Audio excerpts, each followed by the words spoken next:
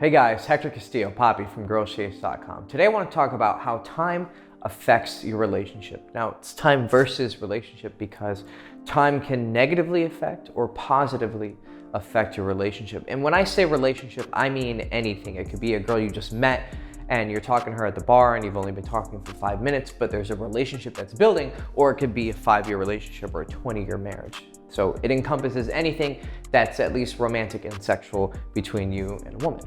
So this is some bullshit math, okay? But just go with me. It's just me representing my thoughts in a pseudo mathematical way. So time times attraction cubed. Now cubed is just an arbitrary exponential number I wanted to use to represent that attraction is much more heavy of an influence on your relationship. So it would be our relationship equals time times multiplied by attraction cubed. So what this obviously means, there's some implications here. Attraction can increase your relationship much faster than time can. So maybe you only know each other at 5 minutes, right? But her attraction to you is super fucking high, and then it's cubed. So it's fucking really, really high. And that's because you talk to her in a sexy way, you make really cool eye contact, you talk really soft but with purpose, and it's a very sexual atmosphere talking to you because of your body. Like, she's pulled in, she likes you, she likes the way you look, something about you. And how high that is gets amplified by being cubed. And so your relationship, it's making me uncomfortable not having. Okay, so R is huge because your attraction is huge, even if there's a small amount of time. Now you see this really represented well, especially, okay, wait, let me go to the next thing before I get there. So another way, see, I cut myself off from digressing, I'm maturing, I'm learning how to be straight with my thoughts. Another way to represent this, if you watch a lot of my videos, you know what's coming. So, as we know, attraction is SAC. Now, SAC is an acronym that we use at Girls Chase, especially in the course One Date, to describe what comprises attraction. And so S is similarity. So let's just put sim, a row for arousal. I feel like I'm literally giving a math lesson here. Okay. Similarity is your feeling of connection with her because you guys have similar backgrounds, similar hobbies, beliefs, whatever. Arousal is a little bit more primal and physical. She likes the way you look, the way you talk, the way you look at her. And compliance is a natural persuasion and even investment principle where the more you pour into something, like with the sunken cost fallacy in economics, you are more invested in it, but it's gonna compound really fast. So you give 10,000 to these stocks and then you go 15,000 and then you wanna pull out because the market's crashing, but you've just put so much into it and you wanna keep going. You get really sucked into that particular investment, whether it's financial or with a person. If you help someone a lot, you're gonna find yourself much more easily continuing to say yes. And this is counterintuitive to some of our initial intuition, that if something is costing you a lot and maybe it's not so good, why do you continue to put into it? That's because there's some sort of like addiction that happens to us when we spend a lot of time doing something, playing a video game, spending time with a specific girl, so we get really connected to her. So compliance is not only an investment of time, but you're actively saying yes to things. So if a girl is saying yes to you, like, hey, let's go over here, you grab her hand, she's like, oh, okay, yeah. She's complying with you and allowing you to lead, and this makes her really attractive because she's living the female role and you're the masculine role, and you're supposed to lead. So all of these multiplied within the parentheses make up attraction, and then that's cubed, and the equation is the same. We just are further defining attraction. Now, if you want to learn more about that was a really rough draft about SAC. If you want to learn more about it, check out One Date in the description below. It'll teach you this and so much more that'll help you meet girls, ask them out, have them say yes, get their number, text them, take them on a date, talk to them well, seduce them, take them home, fuck them, and then if you want a relationship, turn it into that. And it's all built off of this property, SAC. So check that out in the description below. One date. It's awesome. Now that we understand in a crazy, stupid mathematical way how attraction and what that really is relates to your relationship to someone relative to time, within the equation, it's much more important. So a point that I earlier wanted to get into, where the fuck did my chalk go? Here, found you. Is that time can have a negative effect on your relationship, in fact, because obviously if attraction is low, time's not going to help increase the value of your relationship, but it can have a degenerative value on it as well. And that's what's interesting about time. And you see this in an instance where this principle is applied properly. So let's say that, I don't know how to express this mathematically.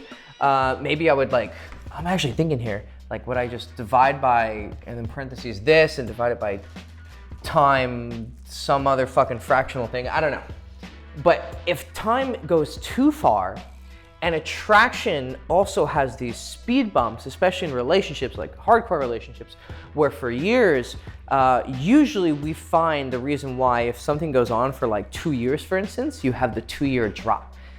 And what the 2-year drop is that we see a pattern of relationships reaching the 2-year mark and suddenly fizzling out or having a lot of drama and then continuing. And what we see the cause of this 2-year thing being is some sort of loss of attraction and desire to move forward. And so it manifests itself as drama in a lot of different ways. And the way that we interpret it is that we notice if you don't give her something super important to attach yourself to, I guess, like moving or getting married, because a lot of people end up moving to the next step of the relationship. What we found out is that, well, the marriage really doesn't mean a lot. I mean, it gives you social validation. What is it that she's really looking for that is an investment or something she can really pour herself into and have something to do, especially if you have a traditional marriage where the woman stays at home and the guy works and makes the money and all that. If you have that, the only possible conclusion you can come to is oh, it's a baby. And then everything kind of makes sense within that logic. And you understand that, well, what a relationship is about. Oh, they're about making a fucking baby. You're having sex. That's what the body thinks it's doing, is you're priming each other, mating with each other and getting to know each other, building a connection. And then eventually at some point you're going to come in the right way and she's going to receive it in the right way and the baby's going to be born and you guys have a connection. You're very pair bonded, And so there might be some fallacies in there, but it seems to make sense. And so we notice that you're gonna have to have a kid at some point. And what happens is that if relationships go on too long, especially if they're younger relationships, you're not going to be probably having a kid. I mean, people do, but most likely not. And so you guys are 18, but you're together for 5-6 years and you're just graduating college. And then as she graduates college, she cheats on him with someone she just met at a party. And you wonder, how the fuck does that make sense when you have time and attraction being so important? What's going on? Even if the attraction wasn't super high, there's been enough time of them together, years and years and years. It's obviously got to have some value on the relationship. But what we find is time can also have a degenerative value in a relationship. And we see this with seductions. And it's when the next step is not being taken. If you're talking to a girl at a bar and everything's going great, but then there's kind of just a lull and you don't take her home because she's ready to be taken home, or maybe get her number, or make some sort of move, kiss her, finger bang her, whatever it is that you're taking it to the next step. If you don't do it, you'll usually see girls go, okay, well, hey, I gotta go meet my friends. I don't know where they are. I gotta go find them. It's nice to meet you.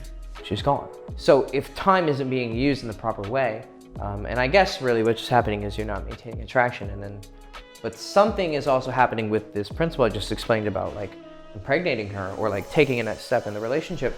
Time can have a negative consequence. And then you can see that this does kind of make sense, because then her attraction to this new guy that she just met is so amazing because he's just coming out of nowhere, and maybe he's really higher value than you.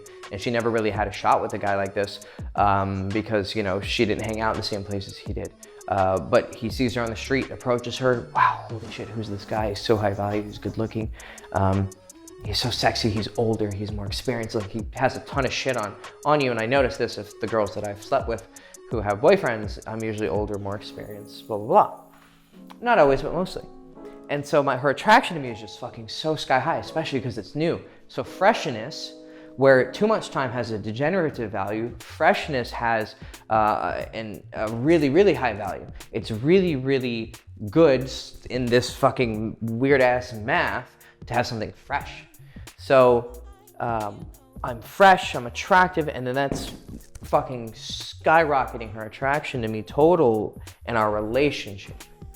So even though I don't know her for so long, you can have such a good relationship with her and have her just fuck you quickly, cheat on you if she has, or cheat with you and cheat on her boyfriend with you.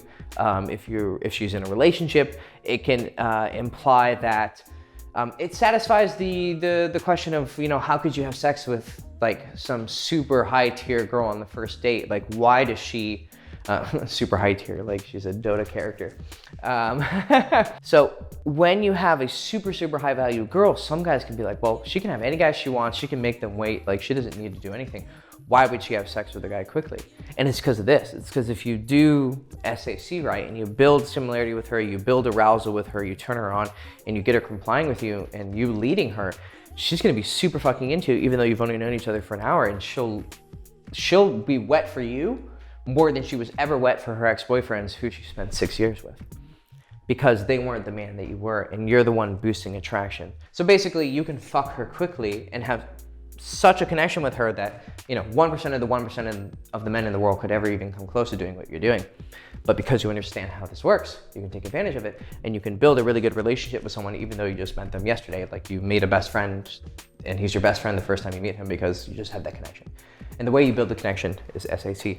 And that allows you to live a life that you want to. You can meet girls anytime, anywhere, and build a connection with them and then have sex with them quickly, and it'll be the most passionate, high quality relationships you've ever had. And if they do last 5 years, then you have to learn a relationship game and learn how time can hurt you and then how to use that time well and to build the relationship and keep it growing and expanding and becoming more awesome.